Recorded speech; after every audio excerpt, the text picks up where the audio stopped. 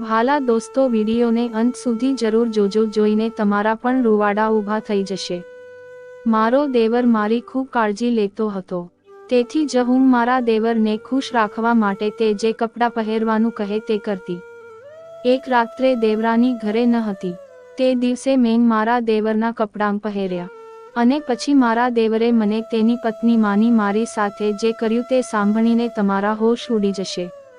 મિત્રો, મારા લગ્ન ખૂબ જ મુશ્કેલીથી થયા, કારણ કે મારા પરિવારે મને મારા પતિની યુવાનીની એક તસવીર બતાવી હતી, જેમાં તે ખૂબ સુંદર હતા, પણ હવે તે તેની ઉંમરને કારણે વૃદ્ધ દેખાતા હતા। મારી ભાભીએ મારી સાથે દગો કર્યો, પણ હવે મારા લગ્ન થઈ ગયા હતા। મારા સાસરિયાના ઘરમાં સાસુ સસરા પણ ન હતા।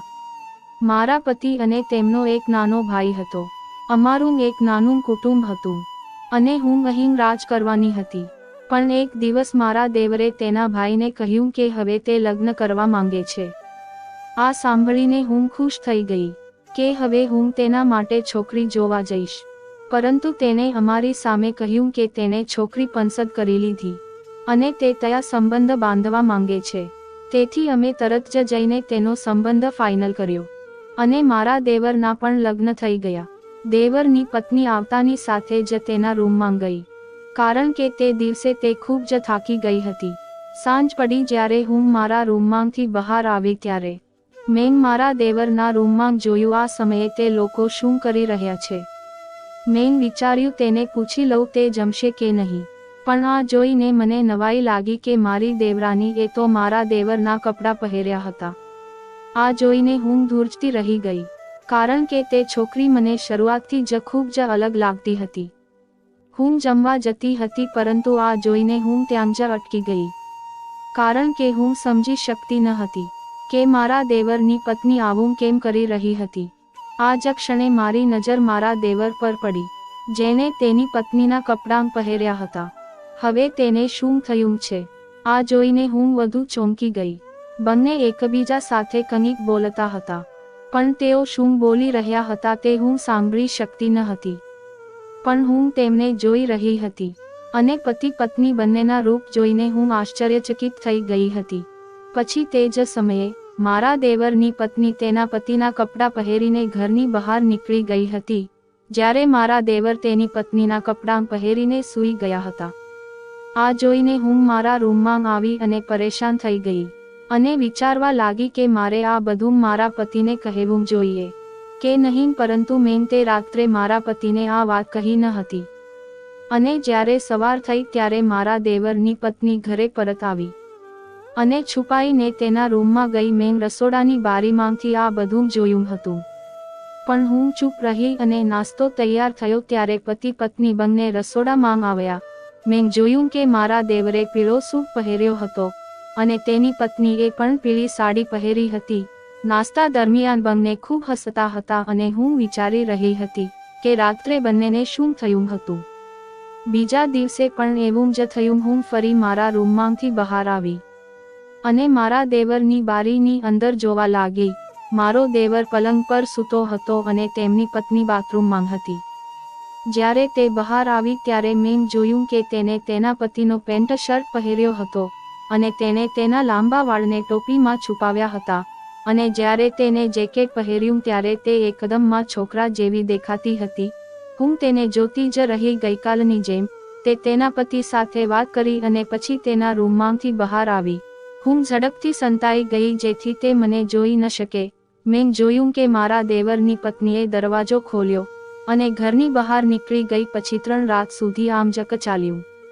મારો દેવર તેની પત્નીના કપડાં પહેરીને બેડ પર સૂતો હતો, જ્યારે તેની પત્ની તેના કપડાં પહેરીને ઘરની બહાર જતી રહેતી। હું સમજી શકતી ન હતી કે તે આ કેમ કરી રહી હતી। પછી એક રાત્રે કેટલાક લોકો અમારા ઘરે આવ્યા।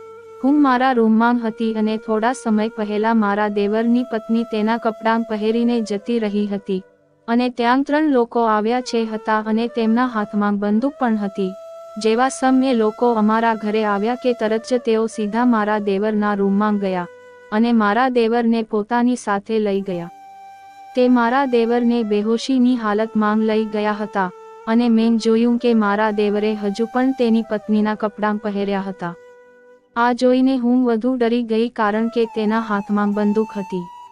મેં મારા પતિને પણ જગાડ્યા નહીં, તે સૂતા હતા, પરંતુ મેં તેને કહ્યું ન હતું કે કેટલાક લોકો તેના ભાઈનું અપહરણ કરી લઈ ગયા છે. આ પછી મને એટલો ડર લાગ્યો કે હું મારા પલંગમાં પડી ગઈ અને જ્યારે મેં મારી આંખ ખોલી તો મેં જોયું કે મારા દેવરની પત્ની ઘરે આવી હતી અને તેના રૂમમાં બેઠી જ હતી. મેં તેને કહ્યું, તું અહીં ખુશીથી બેઠી છો અને તારા પતિનું કેટલાક લોકોએ અપહરણ કર્યું છે. મારા દેવરની પત્ની ઘરે આવી ત્યારે મેં તેને બધું કહ્યું, પણ તે સાંભળીને હસવા લાગી. હું વિચારતી હતી કે તે તેના પતિની ચિંતા કરશે, તે રડશે અને કહેશે મારા પતિ જીવિત હશે કે નહીં, પણ તે છોકરી ખૂબ જ વિચિત્ર હતી. તેણે કંઈ કર્યું નહીં અને ત્યાં જ ખુશીથી બેઠી છું, જાણે તે તેનો પતિ જ ન હતો, જાણે મારો હતો. હું તો મારા દેવરના અપહરણથી ખૂબ દુઃખી હતી. હું તેના વિશે વિચારીને જ ચિંતિત થઈ રહી હતી કે મારા દેવરે કંઈ ખાધું હશે કે નહીં, તેની શું હાલત હશે. તે ગયા પછી હું રડતી રહી કે તે લોકોએ મારા દેવરને મારી નાખ્યા હશે તો. હું આ વિચારીને જ ધ્રુજતી હતી કારણ કે મને મારા દેવરથી ઘણો પ્રેમ હતો. હું તેની પત્નીની જેમ પથ્થર દિલની ન હતી. મારું હૃદય ખૂબ નરમ હતું, એટલે હું જલ્દી મારા રૂમમાં ગઈ અને મારા પતિને આખી વાત કહી. આ સાંભળીને તે પણ પરેશાન થઈ ગયા કારણ કે તેનો એક ભાઈ હતો જે તેને ઘણો વહાલો હતો. મારા પતિ મને પૂછવા લાગ્યા, એ લોકો કોણ હતા? આ સાંભળીને મેં તેમને કહ્યું કે મેં તે લોકોને જોયા નથી, પણ હું એટલું જાણું છું કે તારી ભાભી બહુ હોશિયાર છોકરી છે અને તારા ભાઈના અપહરણમાં આ છોકરીનો હાથ છે. પહેલા મેં મારા દેવરની પત્નીએ અમારી વાતચીત સાંભળી ન હોય તેની ખાતરી કરવા માટે મેં અહીં અને ત્યાં જોયું, પરંતુ તે નજીક ન હતી. એટલા માટે મેં મારા પતિને કહ્યું કે મને તમારી ભાભીથી પહેલા દિવસથી જ શંકા છે. આ છોકરી તમારા ભાઈને મારી નાખવા માંગે છે. ઘર સાંભળીને મારા પતિ ગુસ્સે થઈ ગયા અને કહ્યું કે હું આ છોકરીને આ ઘરમાંથી કાઢી મૂકીશ. પણ મેં તેને ઠંડા કર્યો અને કહ્યું કે પહેલા તમે તમારા ભાઈને ઘરે લઈ આવો, આ પછી તમારા ભાઈને કહો કે આ છોકરીને છૂટાછેડા આપી દે. આ સાંભળીને મારા પતિને રાહત થઈ અને પછી તે ઘરેથી બહાર ગયા. અને મેં મારા દેવરની પત્ની સાથે વાત કરી ન હતી. તે પણ જમી અને તેના રૂમમાં ચાલી ગઈ હતી.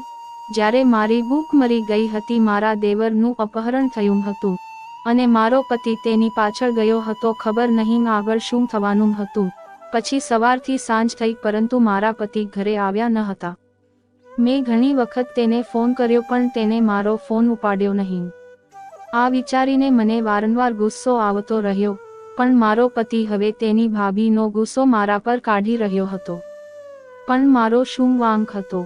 હું વિચારતી હતી કે જલ્દી મારા પતિ મારા દેવરને ઘરે લઈ આવે, પછી હું મારા દેવરને કહીશ કે તે આ હોશિયાર છોકરીને છૂટાછેડા આપીને તેને ઘરની બહાર કાઢી નાખે, કારણ કે તે પોતે જ તેના કપડાં પહેરીને જતી રહેતી અને મારા દેવરનું અપહરણ કરાવ્યું. પણ જ્યારે તે ઘરે આવે ત્યારે હું મારા દેવરને આ કહું ને, પરંતુ હજુ સુધી તે ઘરે આવ્યો ન હતો. મને લાગ્યું કે મારો દેવર મારી વાત માનશે અને તેની સાચી વાસ્તવિકતા જાણશે. હવે તેને ખબર પડશે કે તેણે આ છોકરી સાથે લગ્ન કરીને મોટી ભૂલ કરી છે. પછી સાંજથી રાત થતાં મારા પતિ ઘરે આવ્યા. મારો દેવર પણ તેની સાથે હતો. આ જોઈને હું આનંદથી રડી પડી. મારા પતિ તેમના ભાઈને ઘરે પાછા લાવ્યા હતા. મેં કહ્યું, અરે, તમે ક્યાં ગયા હતા? અને તમારી પત્ની તમારા જવાથી ખૂબ ખુશ હતી. મેં આ વાત મારા દેવરને તરત જ કહી જેથી તેની પત્ની આવીને તેને બીજું કશું કહે નહીં.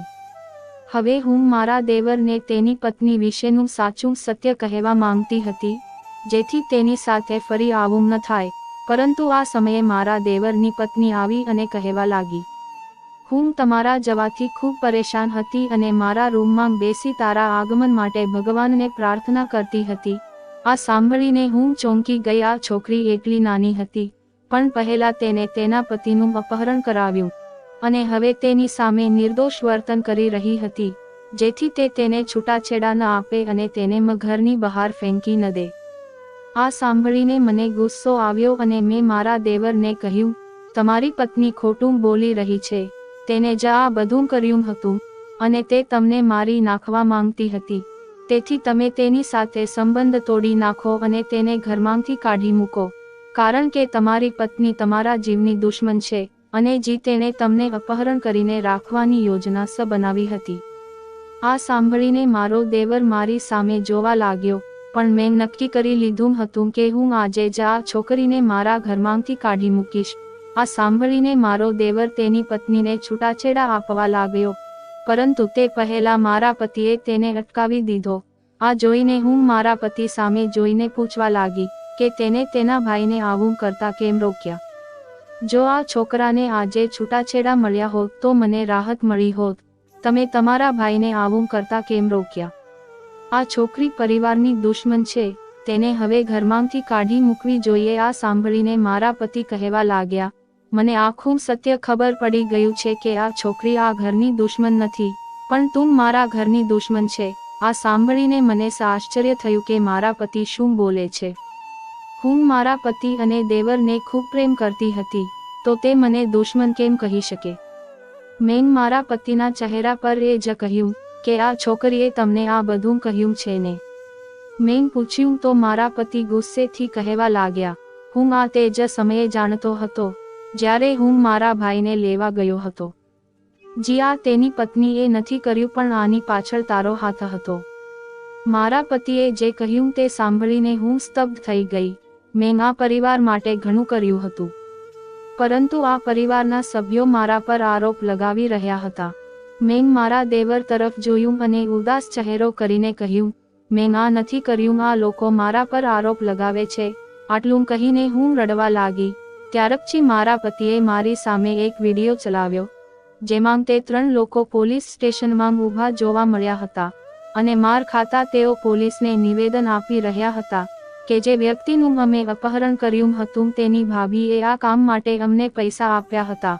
આ સાંભળીને હું સાવ ચૂપ થઈ ગઈ, પણ વિડીયો જોયા પછી મારા દેવરની પત્ની મારા પતિને કહેવા લાગી, શું તમે તમારી પત્નીની વાસ્તવિકતા આજ જોઈ છે?